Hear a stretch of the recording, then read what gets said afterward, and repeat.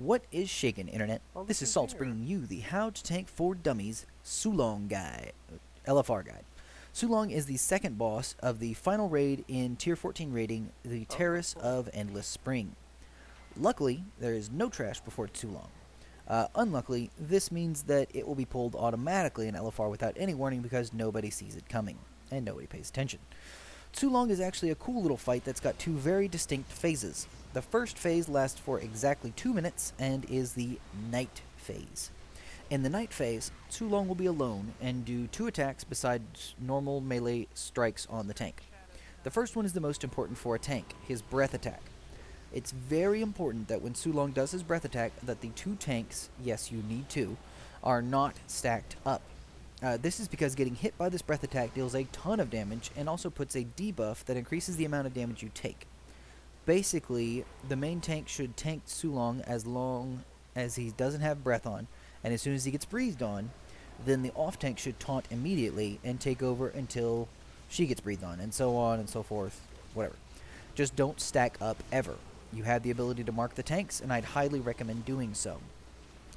The other move is a stacking debuff on all raid members, including the tanks. This does a DOT that does more as you gain more stacks. Additionally, there is only one way to clear these stacks. You have to go stand in the big gigantic light pillar.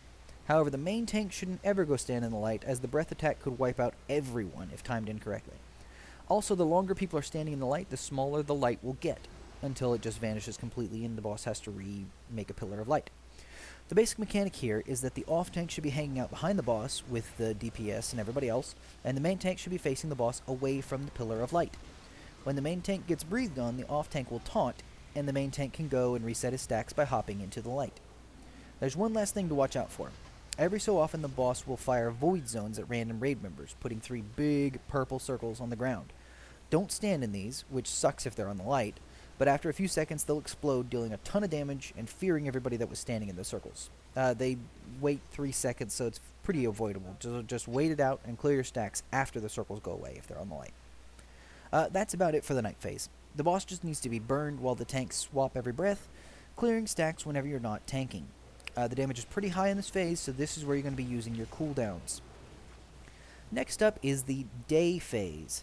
After about 2 minutes, Tsulong will switch to day phase and become friendly with your raid, meaning no more hitting him.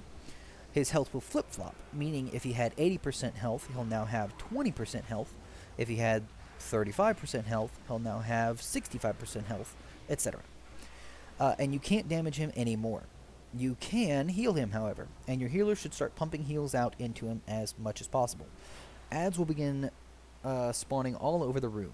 The little ads will slowly walk towards Tsulong, dealing random raid damage and blowing up if they reach Tsulong, damaging his health, which is bad. Remember, every bit of damage that he takes in day phase will transfer into healing during the night phase, and vice versa. DPS should deal with these ads. DPS should deal with these ads mostly. The big ad that spawns does need to be tanked. Additionally, to make things easier, this big ad should be tanked in front of Tsulong, because he will cast his breath attack, which no longer hurts any raid members and instead beats the crap out of these ads. Once the big ad dies, a lot of little ads will spawn. Simply just AoE them down. No big deal. This phase really only needs 1 tank for the big ad and the little ads. The little ads that spawn after the big ad dies. Just keep the tankable ads in front of Tsulong at all times, and that's all you really need to know about this phase. One last thing that's not really important, but the healers actually should be standing in front of the boss as well. You're not a healer, so you don't care, but the healer should stand in front of the boss to get increased mana regen when the breath breathes on him.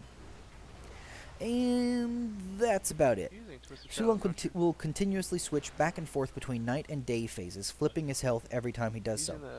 Nothing changes throughout the fight. The only thing of note is that at the end of the day phase is the one with the ads, Tsulong will go back into the night phase and begin doing all of his moves and breath attack, etc., but he will not remove the ads. So any ads left at the end of the day phase will carry over into the night phase.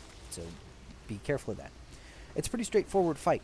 It's a little hectic the first time you run it, but after you get a basic idea of what to do in each phase, this is a very simple encounter. The mechanics are all there in LFR, so normal shouldn't be that much of a change of pace, besides more numbers and potentially more frequent things happening, like breath attacks and ads spawning.